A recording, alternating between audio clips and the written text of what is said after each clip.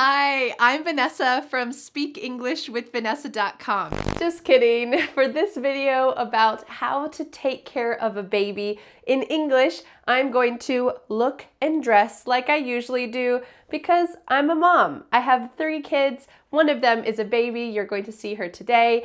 And I want to help you be able to talk about raising a baby or talk to your baby in English. So to do that, I put on my usual mom clothes. Number one thing I need to do is pull back my hair because babies are perfect at grabbing things, especially my baby right now. She is really good at grabbing everything, including my hair. So I would never wear my hair down with my baby. She would just grab it. So I'm going to have a slightly different look today, but that's all right. And I want to encourage you to download the free PDF worksheet with all of today's expressions, definitions, and sample sentences about taking care of a baby in English. Whether or not you have a baby, you are around babies, or you want to just understand more English vocabulary in movies and TV shows, this is the video for you. So you can click on the link in the description to download that free PDF worksheet today. All right, to get started, I see my baby. This is my baby monitor screen. I see my baby is starting to wiggle a little bit. She's waking up from her nap. So let's go in, get her from her nap, and take care of her together in English. Let's do it. All right, let's go into the room and get her from her nap. Let's go. I'm going to turn off the sound machine that helps her to sleep. I'm gonna open the curtains. Good morning, baby. Let some light in here, and we can go over to her little bassinet where she sleeps. I see a sweet baby. You see that sweet baby in there. Good morning, sweet baby. How was your nap? You can see that she's wrapped in this swaddle, and that's because she's not extremely mobile yet.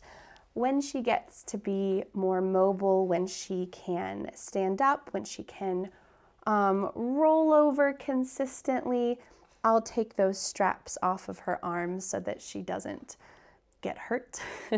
But in general, for now, she sleeps in this swaddle, and it keeps her nice and safe. Because one of the important things that you need to do with your baby is keep your baby safe.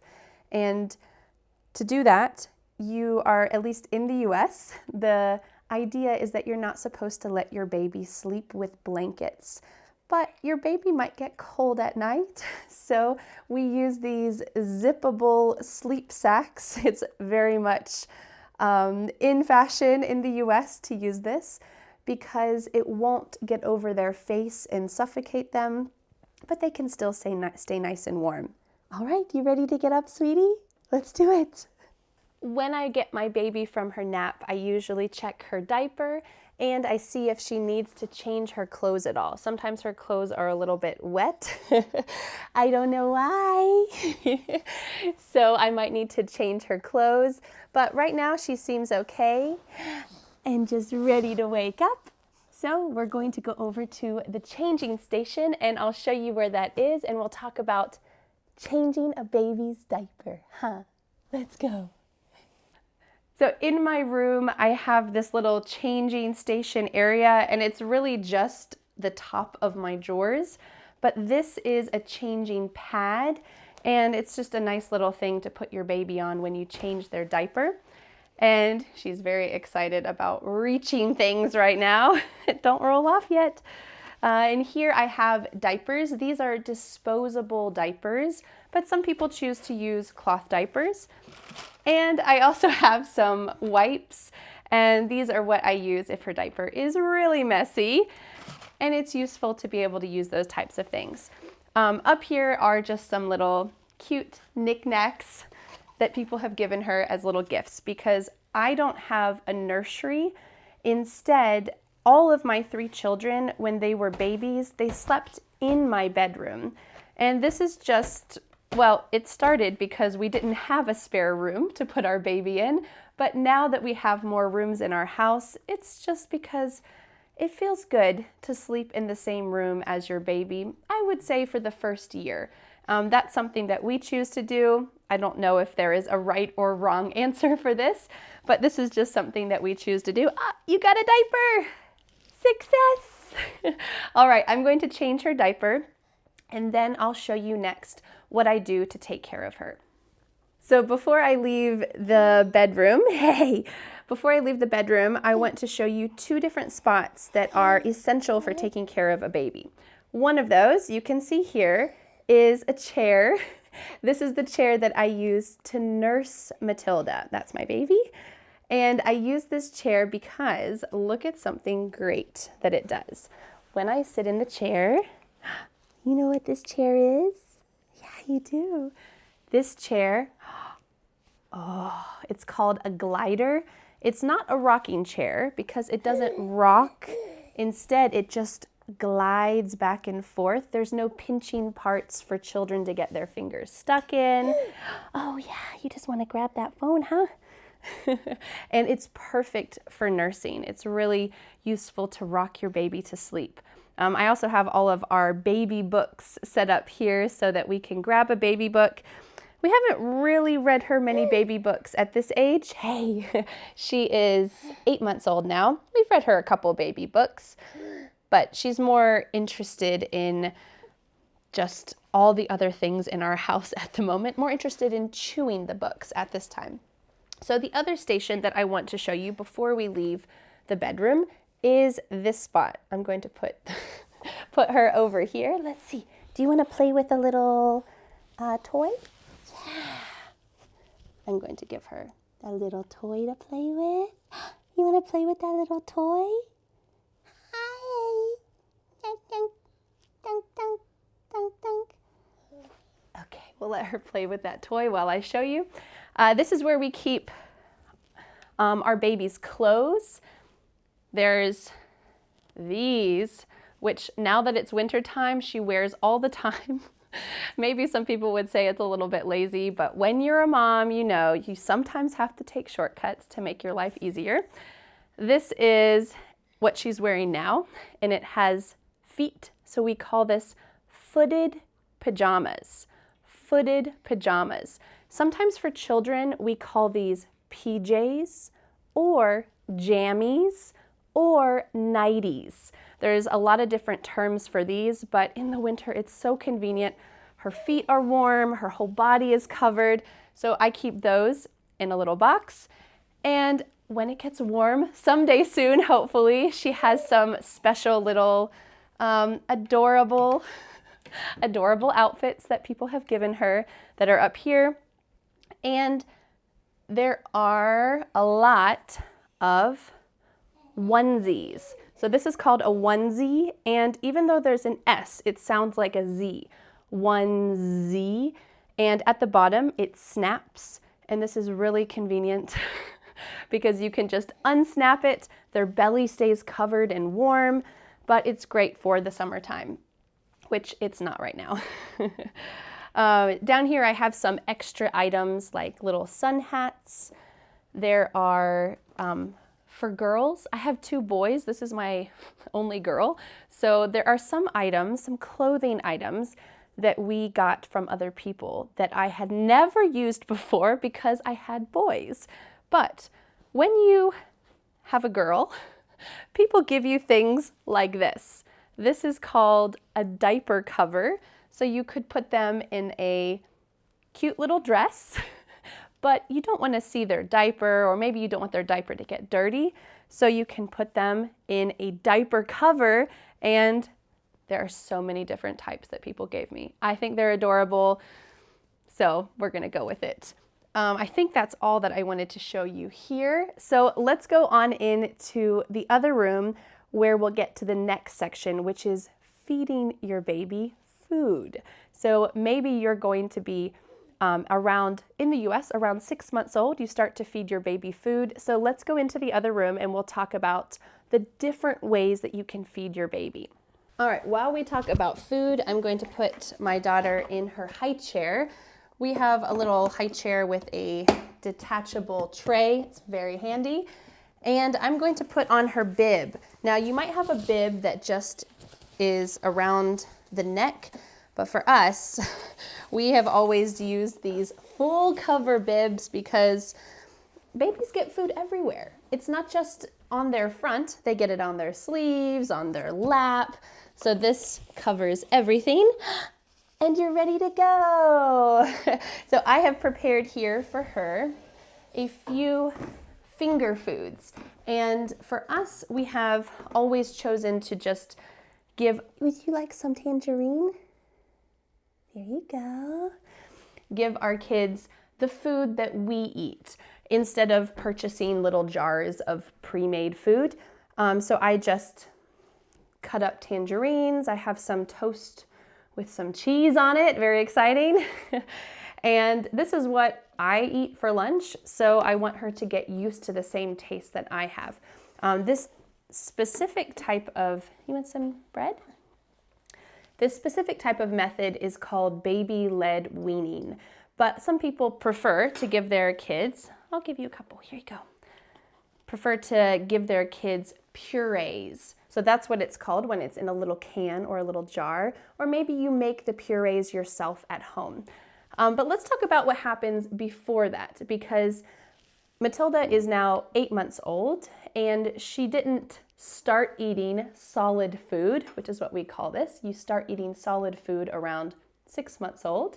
She didn't start eating solid food right away. When she was born, she exclusively drank milk, and that's how all babies are. And there's a couple different ways that you can drink milk. So let's talk about that vocabulary. You could exclusively breastfeed.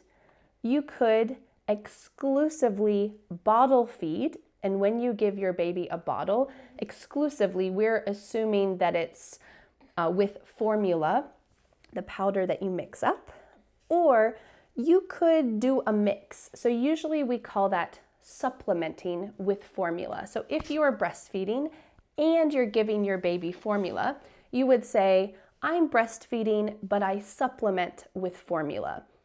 I think there is no perfect way to feed a hungry baby. If your baby's hungry and a way is not working, you try another way until your baby is fed. For my babies, I have been able to exclusively breastfeed them, and I feel really lucky that it has worked for me. And that's not the case for everyone. So in this situation, we would say, you do you and take care of your baby. But right now I am breastfeeding her and I'm giving her solid food so that she can try out different tastes and practice her chewing skills. You want that whole plate? Peekaboo! Peekaboo! Peekaboo! You know, sweetie. So while we're here, let's talk about some different words that you can use to describe your baby. It's possible, on one end of the spectrum, you might have a really fussy baby. That means that your baby just cries all the time, no matter what you do. You're feeding your baby's trying to sleep, you're carrying your baby, you're loving your baby, and your baby is still crying. Why? This is sometimes your baby's temperament. It's not going to be their long-term personality, it's just how your baby is as a baby. I'm not a psychologist, but we could say that your baby is really fussy. It's so hard. Now, every baby is fussy sometimes because that's how babies communicate, right? They communicate by crying when they don't know how to talk yet. On the other end of the spectrum, we have a really easy baby. Can you guess which one Matilda is? She has not made a peep yet. She is a really easy baby. Are you a really easy baby? Absolutely. Now, she is my third baby, and I've heard a lot of people say that third, fourth, fifth children are really easy, and it's partly her temperament. And it's partly probably my skill. When I had my first child, I had no idea what I was doing, so I was just winging it.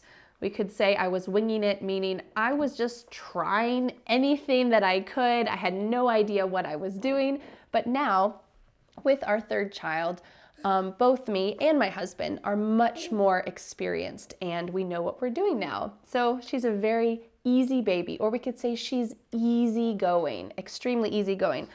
Sometimes she's fussy, so if she has a hard day, maybe she's developing in some way, something is changing in her. You trying to reach for some more food? There you go. Then we might say she's having a fussy day, or she is fussy this morning. It doesn't mean that her entire temperament is always fussy. It just means right now she's fussy. Before we go, I want to show you a couple other items that are really useful for taking care of a baby and keeping a baby safe and close and loved. So down here in every single one of the outlets in my house, we have this kind of protector. Can you tell it was Valentine's Day recently? We have this kind of protector, and this is an outlet protector. And it is for baby-proofing the house. So this is a term that we use especially when your baby starts to become mobile. And right now, probably by the time you watch this video, Matilda will be crawling and moving around a lot. She's so close right now. So we have covered all of our outlets so that she doesn't accidentally pick up something metal and put it in there. That would be terrible. So this is a really, oh, there goes her plate. This is a really simple way to baby-proof. Another thing that we do to baby-proof is that we try to keep all sharp objects away from the edge of the counter. So all of our knives, scissors, forks, everything in the kitchen or around our house, we take it and push it back away from the edge of the counter. In fact, if you're a mom, maybe you do this, but sometimes when I go to other people's houses and they've been chopping something and there's a knife close by, I just automatically push it back away from the edge. It's true, my children might grab it, even my older children, they might not know or be thinking about it, but it's kind of an instinct. After you have been taking care of children for a while, you're always thinking about how you can make the area safer for kids. You can see here we have our children's plates and bowls accessible so that the older children, so that they can take them whenever they want. All right, let's go take a look at the doorway because there's a couple items in the doorway I want to show you. Here is my baby carrier. I think I have a picture of me with her in this. I'll put that picture right here. So this is extremely useful. I use this like 4 times every day. And I put Matilda in this on the front. I put her in this on my back. And whenever I go out in the yard, or if I'm going for a walk, or if we're going for a hike, or my arms are just tired and I want to carry her, but my arms are too tired, I put her in the carrier. So if you're looking to purchase something like this, I highly recommend it. This one is, I think, Lily Baby. This is a great brand. You can wear them on the front or the back. This is called a baby carrier. And the verb that we use is baby wearing. I am wearing my baby, just like I'm wearing this sweater right now. I'm wearing my baby. There's something else I'd like to show you that's outside. So I don't always wear my baby. My arms and my shoulders need a break. So I also have a stroller. This stroller is great for walking, for running, and for just easily putting my baby in here to get her around and go places. So it's possible that you might have a stroller. Some people, I think a long time ago, called this a baby carriage. I'm not sure if other English-speaking countries call this a carriage, but in the US, we call it a stroller. This is a stroller because I stroll my baby around in it. It's the verb, to stroll. I stroll my baby in the stroller. Sometimes I say, I'm going to take her for a walk in the stroller. A walk in the stroller, that's what I would say. All right, before we go, let's go back in and check on her and say goodbye. Let's talk about baby language, because I think this is something that a lot of you have reached out to me about and said, Vanessa, I'm a new mom and I want to speak in English with my baby, but I don't know how. The first thing is to just choose a couple phrases that you use in your native language often with your baby and use them in English. So if you say, good morning, baby, or how are you doing this morning? And using that cute little voice, hi, baby, are you hungry? Do you want some more food? Those sweet little phrases that you use in your native language do not have to be complicated. These are just extremely simple expressions. When you say it's time to wake up, it's time to go, it's time to take a bath, it's time to have breakfast, you can use those same phrases again and again, and it's just slowly introducing language to your baby. But there's something that I read that will help your baby to improve their language skills more than anything else, and I want to share that with you, but first I'm going to get my baby some more food because she dropped her whole plate on the floor. So I read that the latest studies about how babies can become more verbal, and that's what we use when we say that a child is verbal. It means they are really good at just using language. They don't just use simple language, they're able to make sentences, they're able to use somewhat complex words. A child is verbal. We might say, he was verbal before other children, or I really hope that my child is extremely verbal because I love having conversations, and that's a really important part of our family. So this is what the study said. It said, the key to helping your child have more vocabulary, to knowing more, and to being more verbal in general is not to use big words with them. It's not that you need to constantly speak to them. The key is this. You need to respond when they make any kind of vocalizations. So just a minute ago, she went, ah. When you turn towards your child and pretend like they're telling you something important, when they make those vocalizations and you say, oh, really? Oh, you make any kind of verbal connection. Yes, I'm listening to you. Yes, that verbalization is important. Then they'll keep doing it. When you affirm those types of actions, when they're speaking, yeah, just like that, then they're getting the signal, speaking and making noise with my mouth is important. In families that responded to their babies by affirming what they said, those children had double the amount of vocabulary as children who didn't have any kind of caretaker responding to their vocalizations. So first of all, this is a pretty easy thing to do, but also it's kind of not if you're really busy. So I have 3 kids. My 2 older kids are very verbal. They're always making noise. They're always doing something that's demanding my attention. But when she's making noise and she's talking, she's trying to vocalize, and I can spend time with her and pay attention to her, I always try to respond in some way. It seems so simple. When she just makes a sound and I say, oh, really? That is making a difference. It's helping her to learn that language matters. Language is important and I should keep making sounds. So if you want to do this in English, you can. You're just encouraging your child that making sounds with their mouth is important, especially if they're a small baby. And as they get older and they're introduced to other languages, that will just be part of their life. So I'm going to go now and continue taking care of my baby in real life, not just talking about it. But I want to know in the comments, do you have a baby? Do you take care of any babies? Are there any babies in your life? Let me know in the comments. And even if you don't, I hope that today's lesson was useful for you, because you will definitely hear these words and ideas used in movies and TV shows. Yeah? She's getting really into rhythm and making sounds with her feet and her body.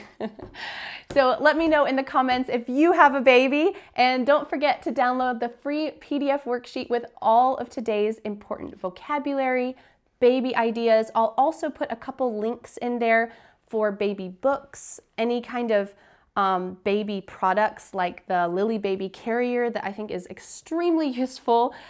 These types of things that if you're a new mom or you know a new mom, you can get them those types of things. Yes, because what they really want is your love, but it is nice to have a couple items that are really useful too, right? So don't forget to download that free PDF worksheet. You can click on the link in the description to download that today. All right, thanks so much. I'll see you again next Friday for a new lesson here on my YouTube channel. Bye.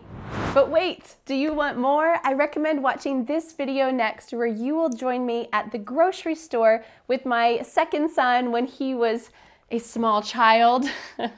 And you're going to learn daily vocabulary for purchasing food and going to the grocery store. I'll see you there.